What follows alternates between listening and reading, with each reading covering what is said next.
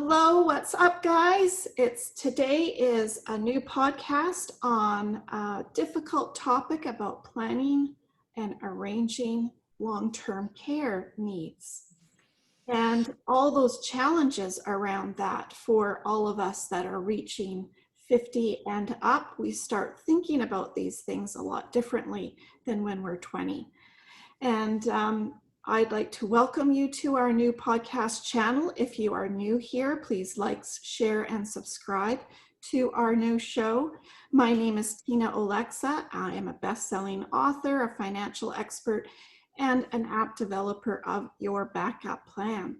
I interview real-life people with real-life stories, and today we are interviewing Karen Tyrell. She is from Personalized Dementia Solutions Incorporated. She is a dementia consultant and educator and a best-selling author. And I'm so happy to have you here today, Karen. And I just know that we are going to be talking about this for months to come as well. There's so much to talk about. Long-term care needs and dementia and Alzheimer's and all of that kind of stuff. Welcome, welcome, welcome to our show. Thanks, Tina. Thanks for inviting me. Oh, you're welcome. And I know you're going to have so much to tell us. Maybe you could kind of give us a little bit of background and history of all about you and what brought you here today. Okay, sure. So my passion began 25 years ago when I realized I wanted to be working with seniors. And from that experience, I went off to school, found a course that I was interested in around therapeutic recreation in gerontology. Took that course and loved it. But what happened with that course is that 2 days a week, I had to be in placement. So I had to go to a care home and experience what it's like day to day. 3 days a week, we were in classroom. When I was doing my placement, I got to see firsthand what was really going on. I go learn in class about what is dementia, what is Alzheimer's disease at this point, and I come in and I realized what was happening in the care home for these individuals on the dementia unit was not what I was being taught. So it was inappropriate, in my opinion. It was the opposite. It wasn't really helping these people that have dementia.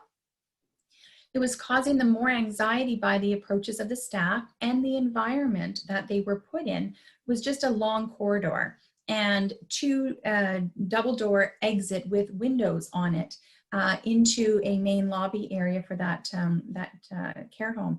And when I remember the day clearly when I was leaving that unit because I had to help them out for that day, and my shift was over.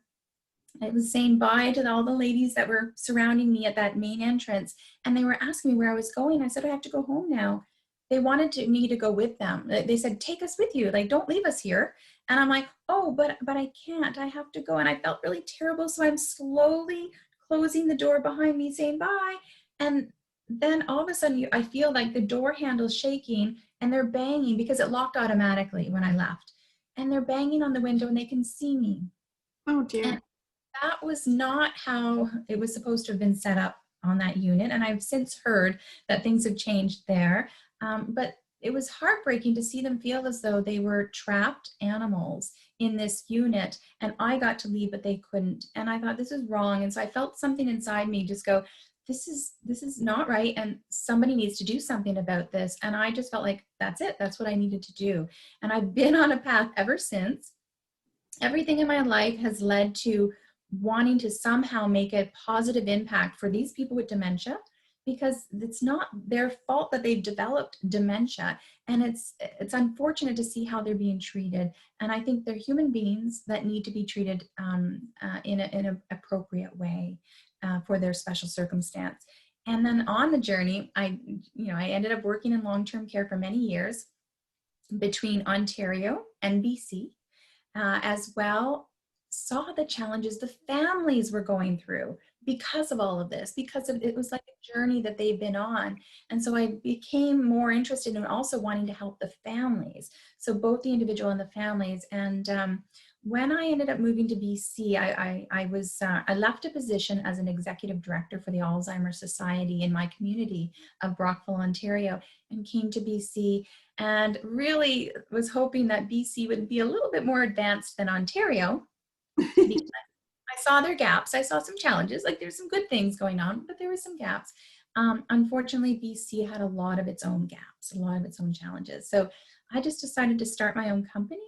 And I do a lot of education for frontline workers to help them come up with the creative strategies to help these individuals that they work with on a daily basis.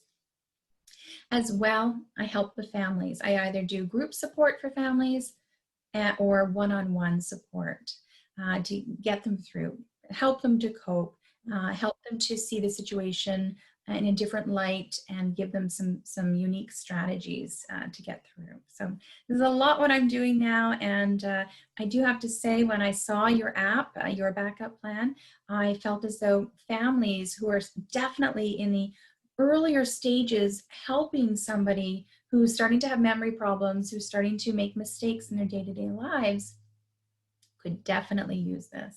Mm-hmm. And it's just to get organized somewhat, because I guess what brought me to this was hearing a client one time while I was sitting. I get this phone call and they said, "Tina, do you have a minute?" And I said, "Well, I'm actually with a client right now, but what's up?" And they said, "I'm beside my mom. She's passing away, but she won't tell me anything because she says she's not dying. So I can't get out of her where her bank accounts are. I don't know where anything is. I don't know where she's put anything." And I said, "I'm sorry to tell you this, but it's too late. It's too late. You've asked too late." Mm-hmm. Mm-hmm. So yeah, it's so sad, and it doesn't have to be that way. No, and there are different types of dementias that are out there. Alzheimer's disease is just one type of dementia, and it is a very, very slow progressive, but it is a degenerative Yeah. type of brain disease. And so some people think that they have time. We still have time, but there could be dips. There could be, it could be mixed dementia that we're dealing with, where there's a type of dementia that's quicker, it declines much quickly compared to with Alzheimer's disease. So there's a variety of different types that we can't be sure necessarily what the person's prognosis and their lifespan will be. Right. So therefore, getting things in order as soon as possible is what I encourage families to do, so that they don't develop the additional stress when it comes time to needing this paperwork or needing this information. Yeah. What kinds of things do you do for people that would like to start looking at a place for their parent? Maybe it's their parent, or maybe it's wife, or what creates that problem around that? Well, a variety of reasons can happen, but I do want to say that I really encourage people, before anything, before even considering a home, to get your legal papers in order. Now, I don't know, every province, every country has different regulations, but here in BC, we do require 3 main documents that are so important to have. The first top priority, in my opinion, from what I've noticed, is having somebody be appointed as your power of attorney. Correct. So this person would be in charge of all your financial matters. So having a legal form that has to be signed in front of a lawyer or notary, that and your person that you've chosen has to be present to sign in front of the lawyer or notary to have this document legal. So the power of attorney is very important. The second one is around personal care. So somebody makes choices for all money, all assets, whether it's car, house, properties, whatever. But the other one is about care needs, and it's a separate document. It doesn't require a notary or lawyer here in BC. But if people don't have this documented, it becomes a little challenging for the healthcare system to choose the right person, because they would go in order. But if you don't want your husband to do it, then you should be adding your middle child, whoever it is, to be your representative, because it will go in order, and you might not want that. It depends. So choosing that right person, whether it's your best friend or whoever you want that will take good care of your needs, put that in writing, get that signed and set aside. And then the third document is the will, when a person is no longer living. Now, in my opinion, with dementia, it really should be for those needing the two documents while they're living, because dementia can be a long process for the person. So let's get that out of the way. And then if we come to a stage where the person is no longer capable to live at home on their own, or are they, even if you bring in supports, it's not going to be supportive for them. But having those long-term care wishes, whether it's moving to long-term care or having someone come live in their home, or moving to a one-level type of environment, whether it's a condo or a townhouse or something that's one level, those could be all put in place to tell your family, I do not want to go to a home. I would prefer to have a live-in caregiver, or I would prefer to have, I would prefer to live in this care home rather than this care home. Those wishes could be and should be, if the person's capable of clarifying that for the family, down in writing so that everybody's aware of their wishes. But when it comes time to moving, whether it's because of physical needs or the capacity of that caregiver just can't continue. They're just overwhelmed, they're burnt out, there's no financial resources available to bring in paid work, then often moving to a government subsidized type of living environment might be the next best option.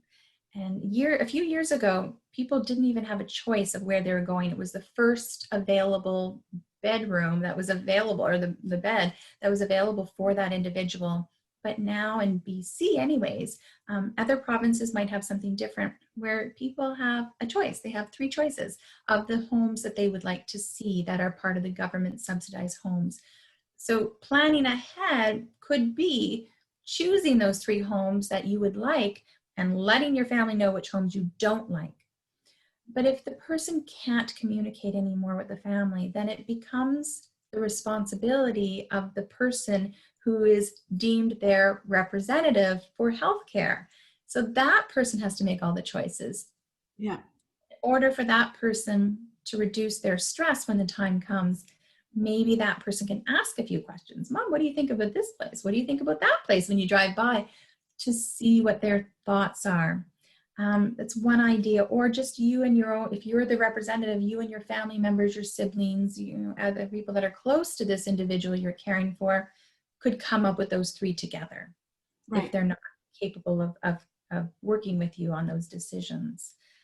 So there's lots that can come in play, and there are some things we can ask, and we can try to get prepared for to reduce our stress, because that's my main goal. We want to reduce stress for all these caregivers and individuals involved. But it may not always go to plan. So keep that in mind too.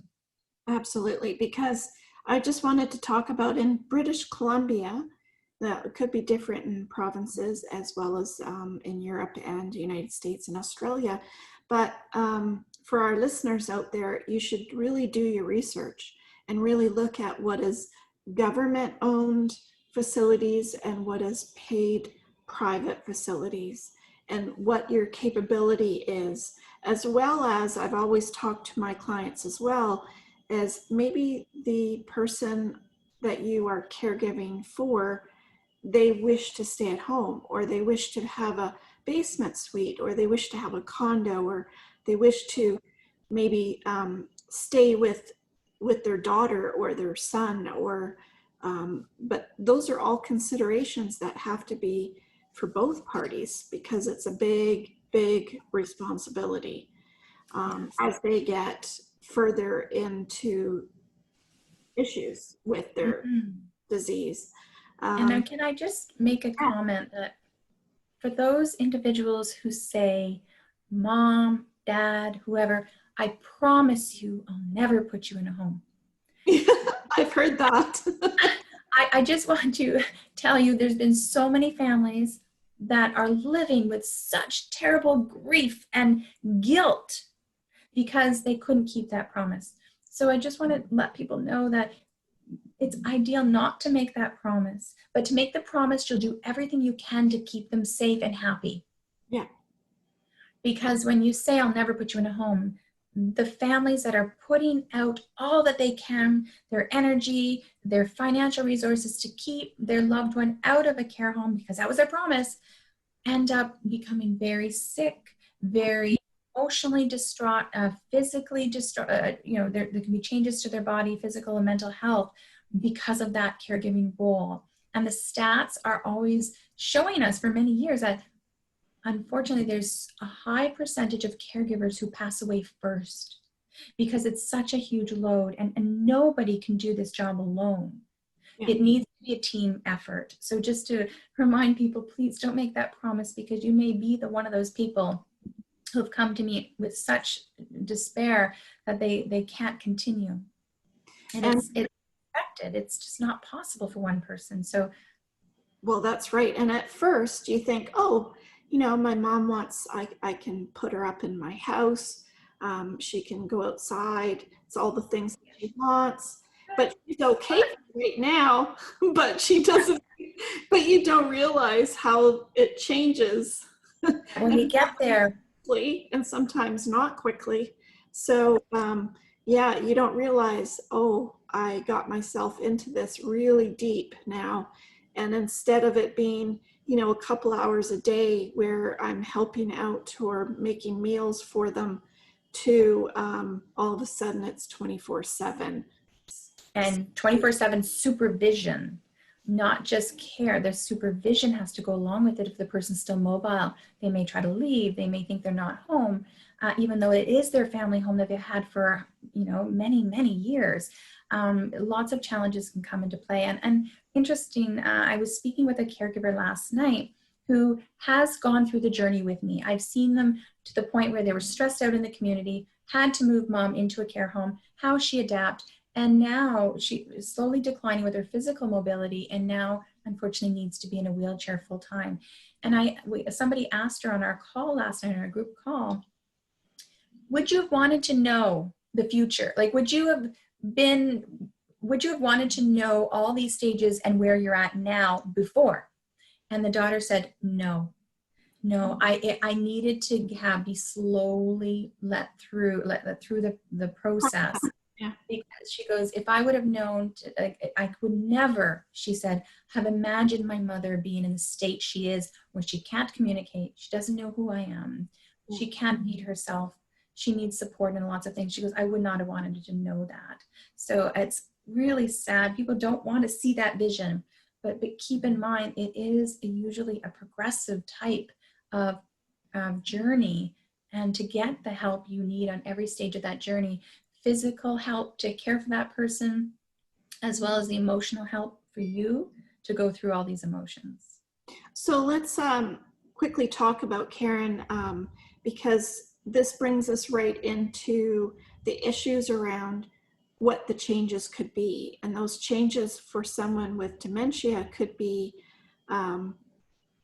they sometimes get mean and aggressive, and then it's impossible as a caregiver to actually look after your partner perhaps, or your mom or your dad, because they're hitting you and swearing at you, and so that becomes a personal issue right there of, can I do this? Am I capable of continuing to do this? And how long can I do this for? As well as the ones that say there's nothing wrong with me. Mm-hmm. Yes. Every family is going to go through something different. I've had families tell me, Mom's so compliant, she's no problem, able to follow instructions, but whatever I say, if I give her meds, okay, takes her meds, no problem.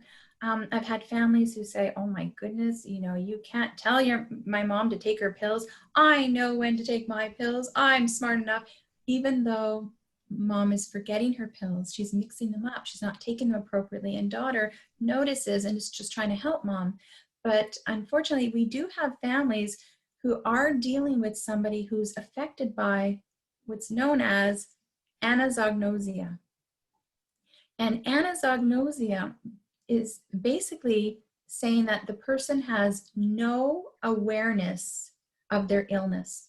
They have no understanding, no awareness that they have dementia or Alzheimer's disease or whatever type of dementia they're dealing with. So therefore, there's nothing wrong with me. I can take my own pills, but don't know, they have no memory recall that they missed 5 days last week with their pills, or they're not doing things appropriately. And no matter how you tell them, Mom, you have dementia, I have to help you, the fight back will be, no, I don't, I'm fine, leave me alone, go away. You're the crazy one. You know, I've had many people tell me that they've been pointed at, you're the crazy one. It's like, Mom, like if you only knew all these things, I've even recorded you taking out the garbage and doing that with the garbage when you blamed it on the neighbors. It was you, you know. And so there's lots of difficulties that families are going through when they're dealing with behavioral changes, as well as anosognosia, as well as memory loss, as well as things like apraxia, which is basically not knowing how to work things anymore. They don't know how to work the microwave, their telephone, the stove. But yet, if they have anosognosia, I'm fine, I can cook all my meals myself.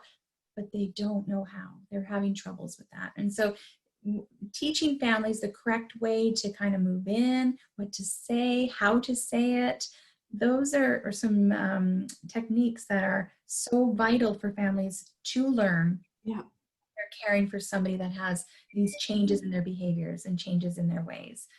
But it definitely takes practice, and it takes a lot of patience, a lot of patience too.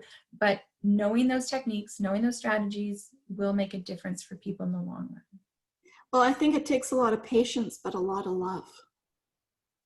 Yeah, and the love, sometimes people say comes and goes, like, oh, I'm so mad with her right now, and I could care less of what's going to happen next. And then it's like, no, I do love my mom. So the emotions come and go, to let people know that's normal. That's normal, to feel these emotions, and talking out these emotions is so important as well. Whether you are talking to your family, your friends, but if they don't understand, if you're not comfortable talking to them because you're worried of what they're going to say and they're going to judge you on your emotions, then I encourage people to talk to other family caregivers, because they are through the same similar situations. And even in my call last night, them going, oh, I've seen that, I've noticed that, and they have that feeling of, oh, I'm not alone. I thought I was the only one going through this. And for the family member to say, oh, so I'm not the only one thinking my husband sees two of me, like thinks there's two women in the house, even though there's just me. So she didn't know that other people go through that. And that's what the type of dementia, by the way, that's a different type of dementia. That's really nice support system though, because I think we all think that we can help our parent or our spouse or our relative or whatever. But then it gets so difficult that we actually don't have that training to take it to that next level. So then that's where it becomes really, really difficult to not have that training, not have that background. And then you have this emotional attachment with that person, which is different than having a stranger come in with the training to look at it differently. So yeah, it's a very fine line of caregiving and wanting the best for the person that you are representing. Yeah.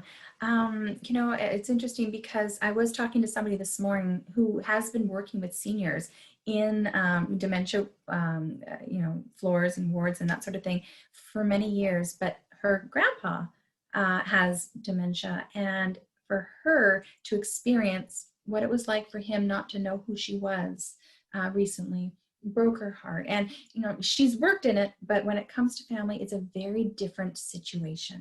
Very, very different. Again, I think families go through the motions and they just do, and a natural instincts come out of how I should be approaching, what I should be saying, what I should be doing. But when they hit roadblock after roadblock of fighting and a upset in the household, and there's no harmony, and they're stressed, and they're wanting to pull their hair out, when they get to that stage, I really want people to reach out, because little techniques I've just done, even on my 20-minute free consult. Oh, have you tried this? No, great idea. When they hang up, they're like fine for a couple more months. Like, okay, they can get through this. But then they may call back, or they want to join my groups because they want to learn the next, okay, now I'm stuck here. And to know the value of getting unstuck. When Yeah. they get that unstuck feeling, oh, it was just that? That's all I needed to say? And then when I teach families about therapeutic reasoning, and this is just an approach I use, the light bulb that goes on, that so it's okay that I can say this to them.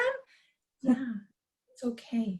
And everybody does this. We have to give therapeutic reasoning. It's a way to help the person and to help you and the situation to keep the peace. And when they hear that, oh, okay. So for example, do I tell my dad that my mom has passed away?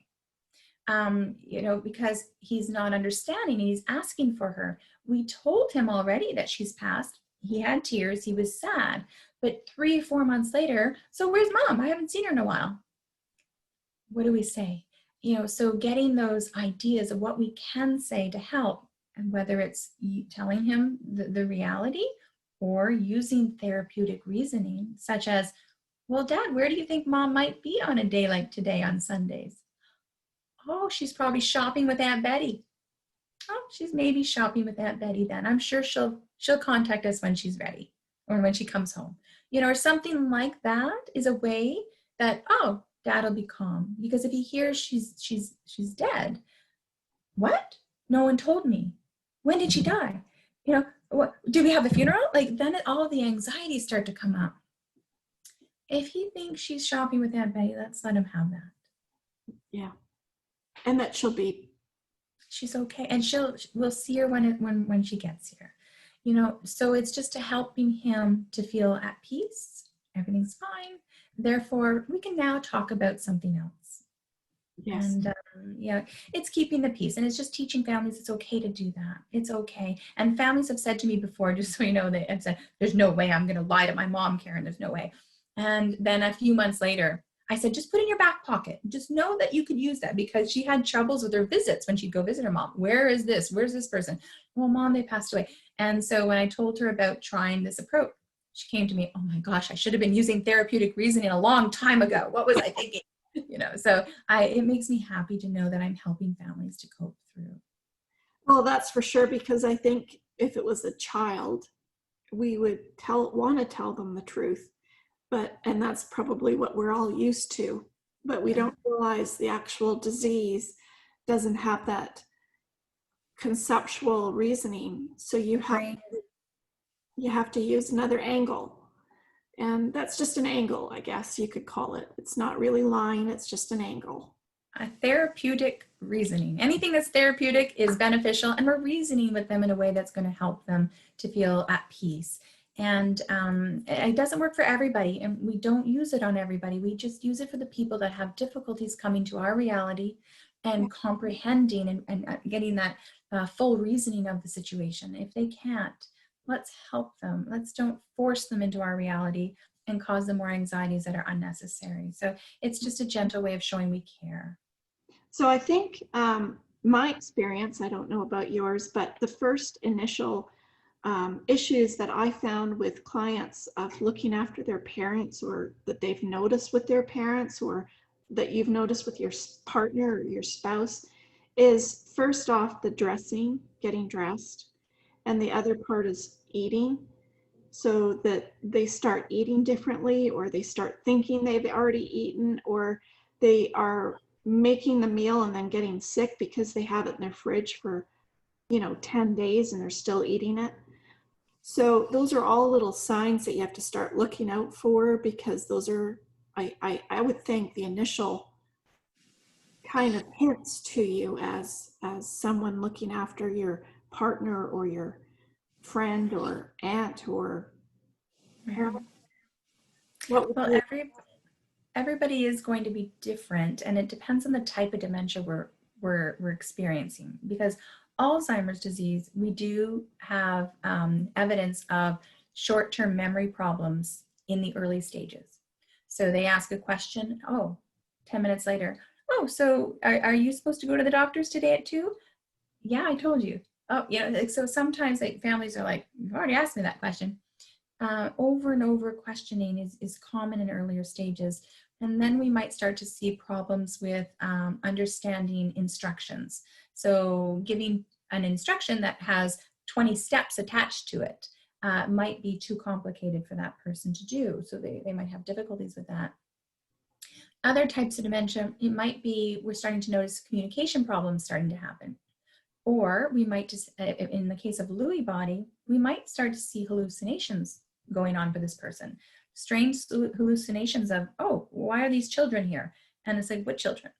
So, and they seem like there's nothing wrong with them, but all of a sudden they start to have hallucinations.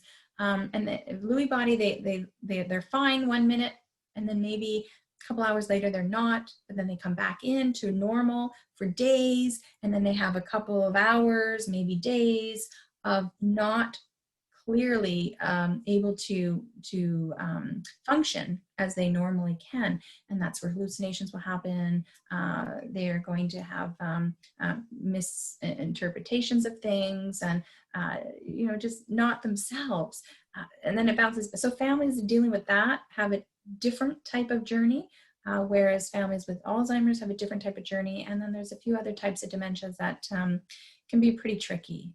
So the early stages, it varies, but yeah, you're right. If we start to notice things in the fridge that are getting moldy, and also another big thing is they're not changing. They're wearing the same clothes over and over again, and they haven't showered. And now there's different reasons for that, but when we start to notice them not taking care of their own hygiene, something might be going wrong. So I always encourage families to get their family doctor as a first step to investigate what might be going on.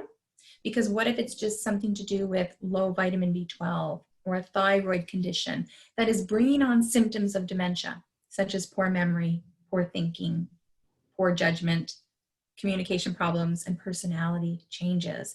When we start to see some of these symptoms, that's what makes up dementia: poor memory, poor thinking, poor judgment, communication, and personality changes. Then we have to find out what's causing dementia, and it might be something that's treatable. Like I said, thyroid, B12, maybe there's something wrong with medications. Depression could cause. Diabetes is a big one too, right? Yeah, if it's not being treated properly, if they're not getting the right support, they can start to show these symptoms. So we can maybe treat some of these things. Let's try to see if we can treat it so we can get those symptoms out of the way. But those symptoms might also be caused by something that's progressive and it's not curable at this time. But knowing what we're dealing with is helpful. But getting that diagnosis as soon as possible, ruling out the things that can be fixed is our first hope. If not, then families should learn, get educated about what we're expecting now for a long journey, and find those supports that are out there in their community, whether it is the Alzheimer's Society, whether it is support groups, online support groups now because of COVID, or working one-on-one with a counselor or a dementia consultant like myself. So to help you through that journey, because nobody should journey this alone. It's not easy. No, and it keeps changing. And I don't think caregivers realize that part of it. It's not just like, it's more like a child with a whole bunch of issues of different diseases perhaps, or something where it's always going to fluctuate. It's a hard go because it's a changing by the month or by the day, or in some cases by the hour. So I think first sign, I guess, in summary of this, because I know we're going to do lots more of these. There's so much to tell, I could talk about this all afternoon. Me too, and I have to be careful because sometimes I might overwhelm people because my knowledge just wants to come out. So I'll have to calm myself. But usually when I work with families, I listen to their situation. I only give them what they need in that moment, in that stage, because I can't tell them, oh, and by the way, you're gonna have to start looking at this and you'll be doing this in a couple months. Like, no, one thing at a time. Yeah. What kind of, in summary, what would you say to people? What are kind of things that we just talked about that they really should think about now? Give them some inspiration to start planning some shape or form for what might occur, what might listeners already be experiencing right now, or thinking they're experiencing, or feeling they are. Those are the types of things that we could possibly help with. Well, Three forms for sure. yeah. So if you're if anybody, doesn't matter if there's dementia symptoms or not, we should all have our three main documents. And my husband and I finally got this all done a couple of weeks ago. So we're done. We've got our documents. And I really needed to practice what I preached. So I said, that's it. I'm getting mine done. And so that's over with. Getting those out of the way, having them in a safe place, knowing where to find them so that people can help out when it's time.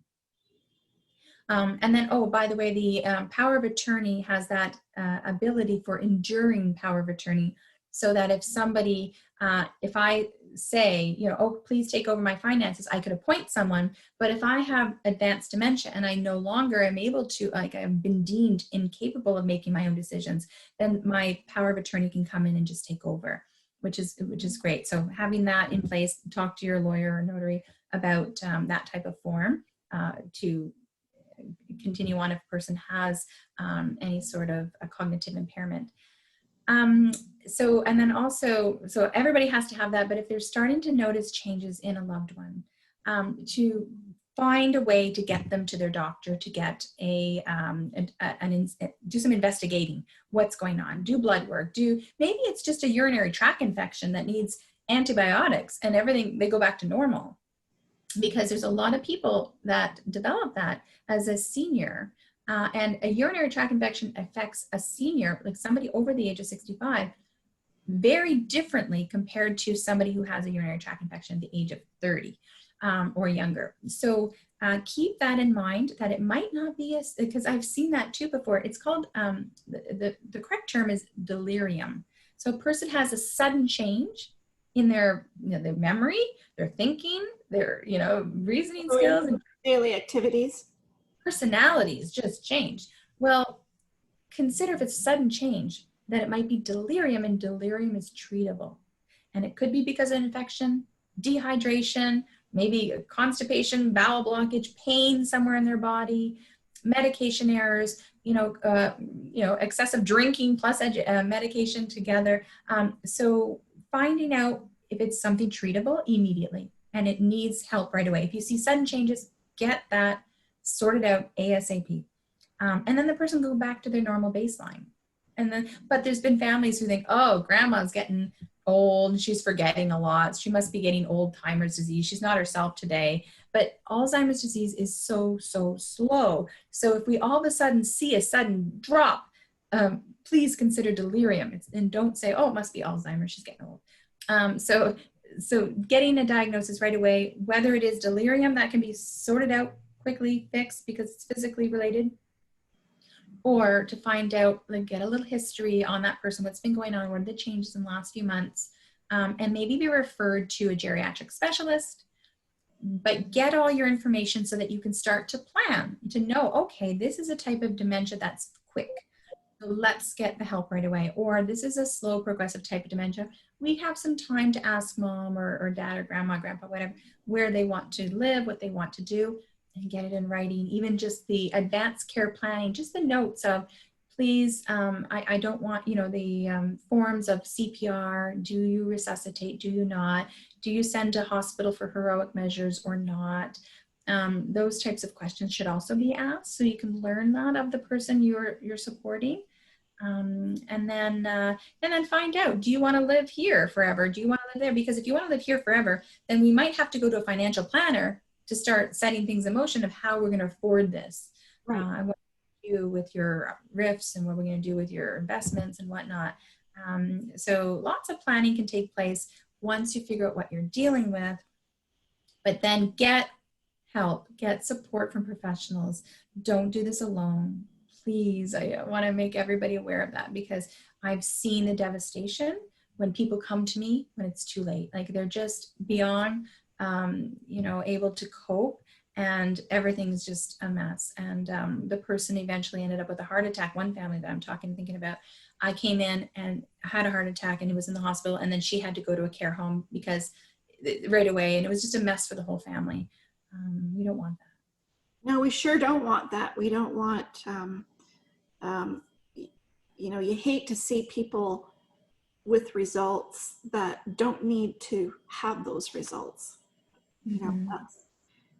We want to be here ahead of time by pre-planning, by looking at things from the outside so that you have no emotional attachment yet.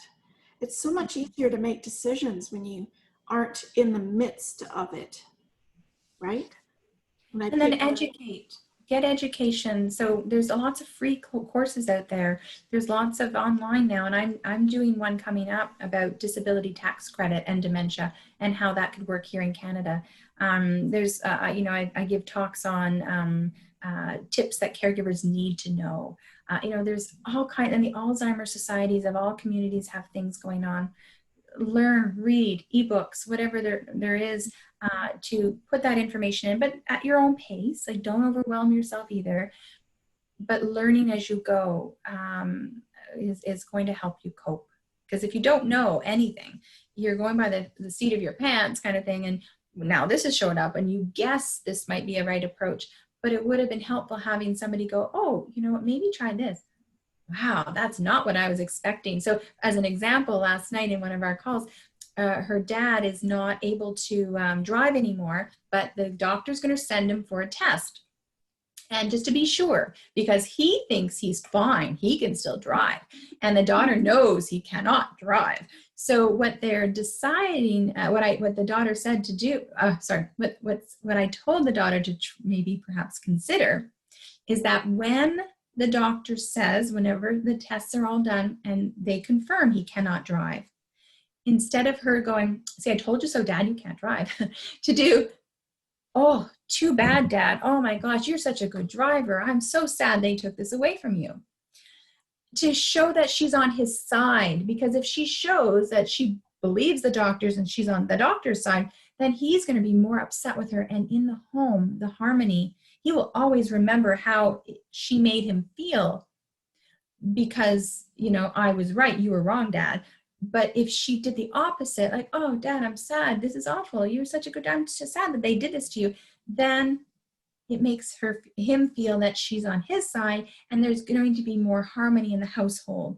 So she goes, oh, I never thought of that. So just trying to encourage people to use these little techniques because you want harmony if you're going to be caring for this person on a daily basis. Because people with dementia may forget what you said, may forget what you did, they may even forget your name, but they usually have more ability to recall how you made them feel. It's the feeling.